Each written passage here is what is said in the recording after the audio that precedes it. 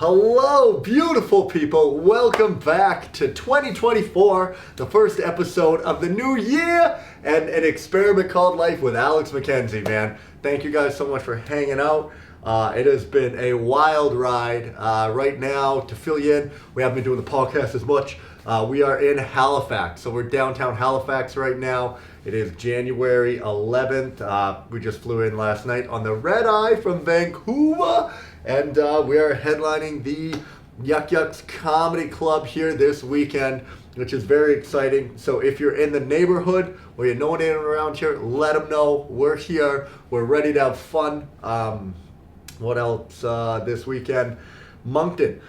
Sunday we are in Moncton. We're at the Empress Theater. So it's a beautiful little spot. Very excited for that show. We got a couple local acts there with us opening up. Actually, Yuck Yucks here this weekend. We got the powerful Maddie Kelly with us. She's hosting the event. Very excited to be here. The whole tour. This is the start of my East Coast tour, which is the last tour I always do before heading overseas to Australia. It's very, very fun, man. It's great coming back out here every year. This is my third time being out here now. And the shows just get a little bit bigger. The venues get a little fancier, and my show gets better. Every year I'm bringing a newer, better version of myself for you guys. I say for you guys, mostly doing it for me, man, which is pretty selfish of me. But just happy to be here. So I thought to start off the podcast, a big goal of mine is to do at least 2 of these a month for this year. So hopefully we can get up to like a weekly. That's the idea. Just been slacking a little bit, fell behind, but should be fine. So I thought to start, we could recap our 2023. So I'll go over our goals that we had set for 2023, let you know which ones we passed, what we failed, and then next what we got planned for 2024. So the goals for 2023 that we had release our first comedy special, which we completed. Which was very, very fun, man. It was really exciting. All in all, I'm very happy with the special. Other than I hadn't performed, I almost just said there, I almost said, dude. I say dude about 1,000 times in the special. I think I was like, it was a nervous tick. I was on my way home. I just got home from Australia. I don't think I did a show for 2 to 3 weeks before filming the special. So it's quite a big gap to not be on stage and then coming home and filming it. I say dude all the time. I'm just like dude, every setup. The only thing I could do to counteract it is if I just called the special dude. Then people would be like, oh, that's what he's supposed to be. It's like a dude, you know? But yeah, that's like a little embarrassing. So I find it very hard to listen to, but I think it's just hard listening to yourself in general, like anything that you do, you know?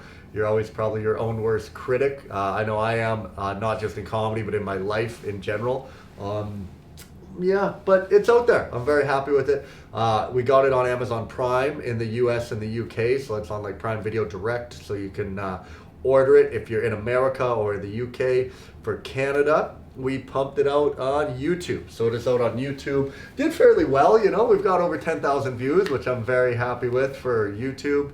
I've never really had much success on there. And we got it on Spotify, so you can listen to it there.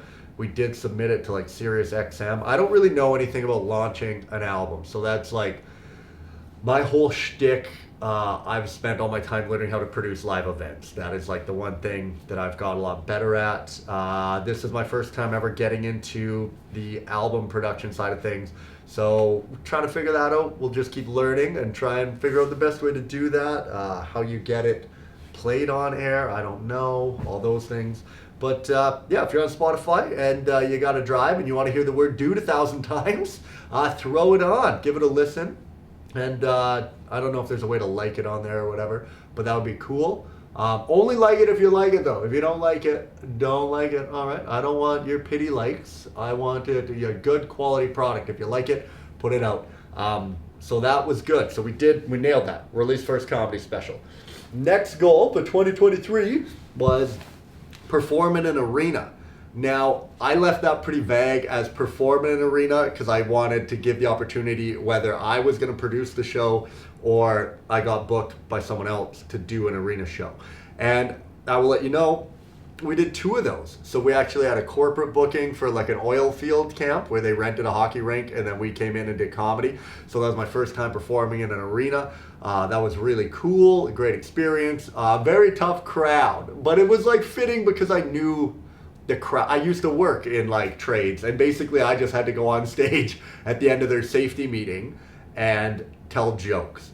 And dude, I've been in those safety meetings. I've been on the other side with the steel toe boots on, and they bring in like a motivational speaker, they bring in whoever, and you're just waiting for them to finish. You're like, dude, as soon as this guy's done, it's the weekend and we can go party. We just got paid.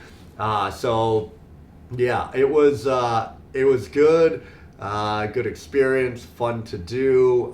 Corporate bookings always feel good. It always feels really nice when someone books you, when it's like they reached out, got a hold of you, and were like, hey, would you come out and do this?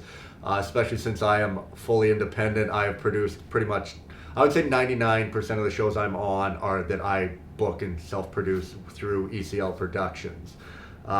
So anyway, we did that. We performed in an arena. Oh, the second one, we produced our first arena with the Hunger for Laughs tour, man. That was so exciting. Like getting to book, it was the CN Center, which is where the Prince George Cougars play in my hometown. We rented out that arena and we put on a show, and it was great, man. We had almost a couple thousand people show up. Turnout was great. The show was phenomenal. I was really worried it wasn't going to be well received because I feel like comedy is like a very intimate thing. It's like you want to be close and personal, and this was, you're in such a big space, you're like, what do you do? How do you keep that intimate? And I thought we'd lose a lot of the magic. People loved it, dude. I got a lot of feedback from the show. They said this was the best show that I've ever put on, and yeah, we've already got the arena rebooked for next year, and we're trying to add a second arena to that tour. So that was very exciting. Crushed it. Double goal number 3 for 2023. Double social media followings on all platforms. So Instagram, we had to get to 24,000. We got to 24,800. So we passed that one. TikTok, we had to get to 282. That was a big fail. We stayed at 144. So did we even gain? We might have lost followers on TikTok last year. Oy boy, not good. We're not connecting with the youth of today. All right, we're struggling there. One that we did grow very well on is Facebook. That's our target demo. Mid-30s, that's the wheelhouse right now for my demographic. We're still hanging on to Facebook as the spot. So yeah, we that had to get to 20,000. So that means we had 10,000. We ended up at 45,000 at the end of the year. So we quadrupled our following on Facebook. Thank you to all the Facebook people out there. I love ya. YouTube, we failed. We tried to get to 2K. We are at 1.28. So very big struggle there on the YouTube. The YouTube and the TikTok, which is basically all the kids are watching these days, we're not doing well on. So we got to pick it up here. If anyone has any advice, please comment down below, and I will I'll take your advice. Would love it. Our fourth goal for the year was grow the Hunger for Laughs tour to 8 shows, which we completed. That was great. So we were at 6 our first year. We went to 8 this year. And yeah, just did very good job. I was very happy with the locations we added. We added Duncan and Vernon. And yeah, the shows were great, very well received. And then our final goal for 2023 was go the entire year without alcohol, which we failed. We failed early. I think we barely made, we made it to, it was Australia Day. I remember when I broke my sobriety there was Australia Day out on the water down under. So that was tough. So failed. So a couple things failed, a lot of passes. All in all, I was very happy with 2023. I think it was by far our most successful year. Even in my physical health, my mental health, financial, my career, comedy, I can very confidently look back and say at the end of 2023, I am a better person than I was at the beginning of 2023, which is always that's where I get my most joy. It does seem to be that. I probably sound like a broken record on that if any of you listened to it before, but it is that constant improvement. I always say I feel like this is who I could be and this is who I am right now, and closing that gap, it seems to be what I strive for in life. And the thing is, you're never going to get to the end. You're always going to just have to keep trying to get better, but very, very happy with that. So with that, you guys, we are moving on to the goals for 2024. So we kind of buckled down a little bit, tried to get a little more specific. Dude, I'm really feeling the lisp today. I think it's because I'm tired, because I flew in on the red eye last night.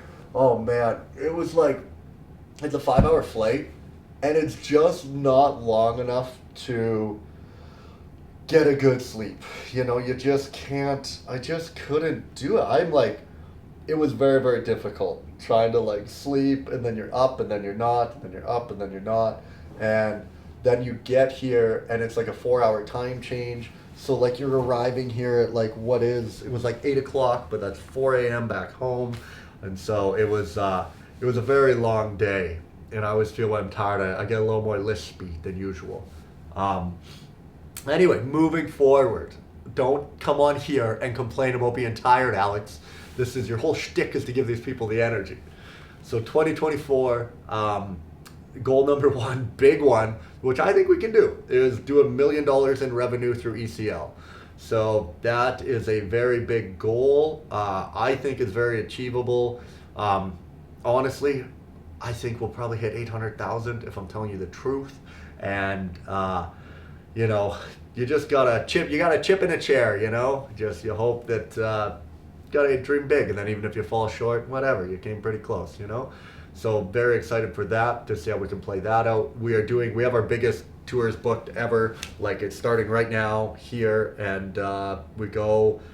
We've got shows, probably 40 shows booked through the summer, and then we got Hunger for Laughs, which is big, and then hopefully we land some corporate events, and yeah. Goal number 2 on 2024's list is donate $50,000 to charity. So that's a big one. I would love to do that. Last year I think we did about 25,000 to charity, so we're looking to double that, get it up to 50,000. Very exciting. And now my biggest goal. This is probably the one I actually care about the most, because when I had to do a workshop the other day, and they're like, "What do you really want out of 2024?" It's produce a new hour of stand-up comedy for my upcoming special in 2025. So I want to film my next special on my birthday in 2025, and I want to produce the best hour of stand-up comedy that I've ever written or produced to date. And I plan on doing that over 2024.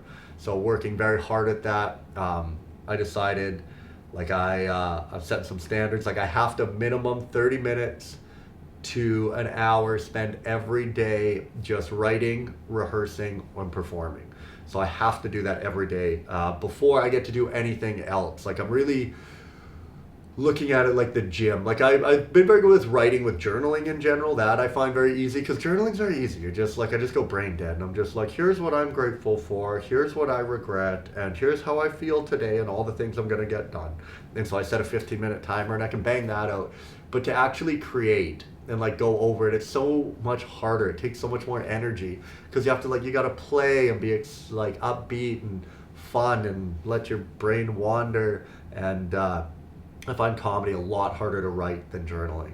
So a lot of the time I push the comedy off. I'm like, I'll look at that later. And I do a lot more business stuff. But the business is going very well now. So we've got a bunch of employees, I say a bunch, but we have a great team now, man. So we got a booking agent, graphic designer, social media manager, administrator, which is my mother. And then we've got an executive assistant. And so they're relieving a lot of the business duties from me, and I'm making sure that all runs well, which is giving me a lot more time to work on the comedy, and that's ultimately why I got into this and what I love. So really looking forward to what I'm going to come up with for 2025 for the special. So the next one is grow the Hunger for Laughs tour from 8 shows to 10. So I think we'll easily do that. We've got 9 booked right now. We got to find one more venue for our 10th show, and we want to do 2 arenas. So that's a big one. Hopefully we can make that work. I'm really hoping to add the arena in Kamloops is what I'm thinking. If we could do, I think it's Scotiabank Arena where the Blazers play. I think that would be really, really fun if we could make that happen. I don't know. We'll see. I think we can do it. That's the thing. It's dream big, kid. That's how you got here. And then the other one, get a 2-bedroom apartment in downtown Vancouver. So that is also a very big goal. I really want to get a place. I want to I need to have like a stable foundation, I think. I love the RV life. I don't know. That's the thing about getting a place. I just don't know. You're never gonna be there, but I know that I need a place. I don't like bouncing around between the RV is fine. When I'm in the RV in summer, it's great. That's perfect. But then through like the holiday season, which I guess I'll be there anyway at my parents', but it doesn't feel good bringing all your stuff to your parents' basement at the age of 35, dude. You're like, you are just not doing well, and it bothers me. I don't know. I don't know if it should or not, but I don't like it. And then same with for the month, like the 1 month I am in Vancouver, which is December, I'm on my parents' boat. And you feel like a bum being on their thing. And not even just that. I do not care for the way my parents live, okay? I love them, but the way they live is chaotic. Like my mom, she has too much stuff.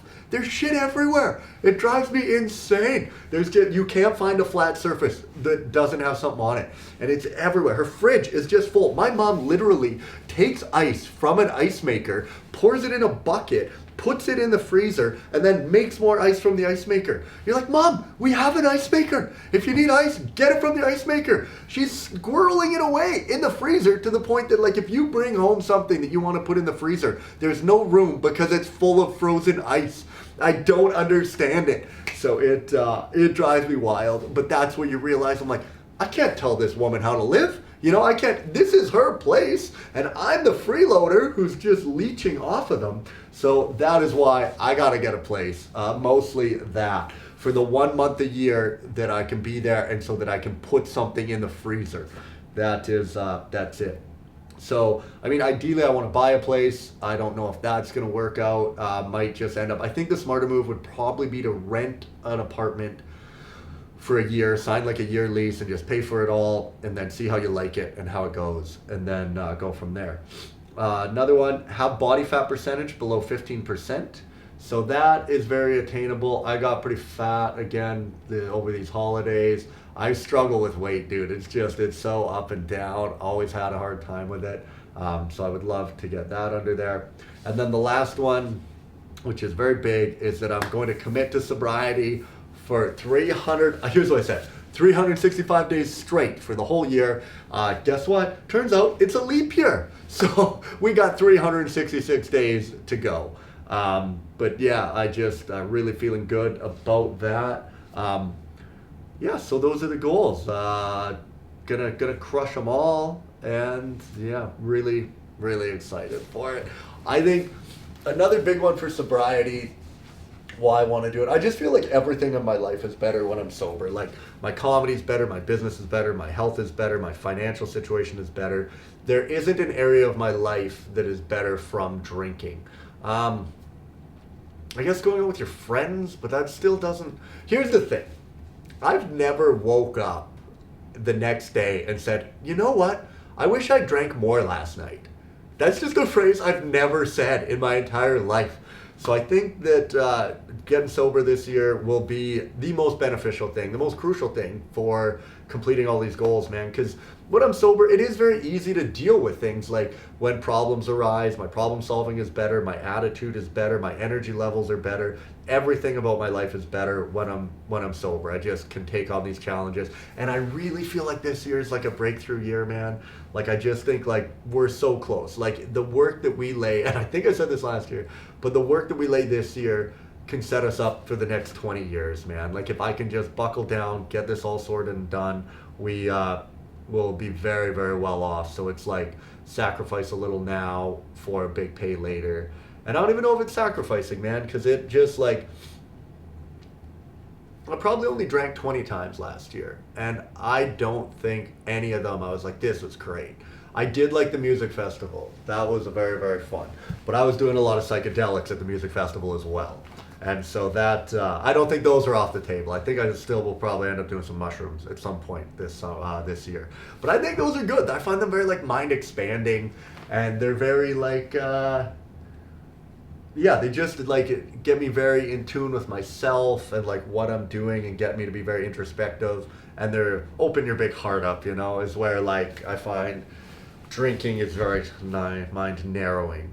And then yeah, I went and saw Macklemore, dude. That's why I got all this fly gear. Look at this. I had to go buy Jordans. I had to buy this dope Bogey Boys jacket and everything. And it was so cool getting to see Macklemore. So I got VIP and we were at the very front, so like right there at the stage, and it was one of the most inspiring things I've done. I really, really want to do more of that this year. I want to go see more live shows to get inspired. He talks about his sobriety. Like, he was up there and he's saying, like, you know, if it wasn't for recovery, he never would be here. Like, he was like, I wouldn't be on this stage here in front of all of you if it wasn't for recovery. And he's got this song, like, you know, if I can be an example of getting sober, then I can be an example of starting over from when he relapsed. And it was just so cool, dude. And that guy just, like, he did it. Like, he's done everything that I want to be that guy is, which is great. Like, I don't want to be anyone else, but just, like, a picture of, like, the way that guy is with his daughter, man. Like, you watch him with his daughter, and, like, she, like, directed her one of her first music videos, which is really cool. And he's just, like, an amazing dad to his little girl. And, you know, he's a businessman. He did it fully independent, which is what I'm trying to do, is just, you know, do it all yourself and bet on yourself. And he did it. He's the only artist. There's only been 20 artists in the history of music that have gone double diamond, and he is the only one who has ever done it independently. So that is, like, so cool, man. It always just gives me the chills thinking about it. And I hope that one day I could achieve something like that. And yeah, and then you listen to these guys, dude. Like, and same like Chappelle. Like, I just watched Chappelle's special, Dreamer, and, like, the way he talks about it at the end, where he says, like, you know, this was 25 years ago. This was his dream, was to be, like, in this theater performing that he was in now. And I'm a big dreamer, man. Like, I really, really, I don't know, all that stuff resonates with me. And the more you listen to these guys, dude, they all just talk about, like, they never thought it would be them. You know, like, Macklemore's like, dude, I was just a kid from Seattle. Like, I never, ever thought. Like, he was on that stage. We're in where the Kraken play. I forget what it's called, the arena. But anyway, he was there, and it's like 20,000 people plus packed into this place, sold out 2 nights in a row. And he's like, I never dreamed in my wildest dreams that I would be here right now. Like, you know, and he's like, thank you, I love you guys, like, I am you guys. Like, it was just really cool. And that's, like, you know, like, Chappelle talks about being a powerful dreamer, and, like, any of them, like, anyone who's really made it, like, they're just people, man, just like you and I, like anyone. And they just had a dream and they stuck with it and never gave up. And I don't know, I'm feeling very, very inspired right now, and I'm very, very hopeful for my future. So yeah, pretty cool. And then lastly, I guess before I get out here, I want to express, I was just thinking about, like, today, about gratitude, because it is so easy, again, to not, like, just to kind of forget. Like, right now, I'm in Halifax, dude. Like, I just flew across the country to come here to do comedy, and I'm headlining the Yuck Yucks Comedy Club, which already, that would have been a dream. Like, that would have been, Alex, you made it. Like, once you got to here, you're done, and you did it. And I'm so excited to be here doing that, man. And then, like, in Fredericton, dude, we got this great tour. So we got, like, Charlottetown, we've got New Glasgow, we've got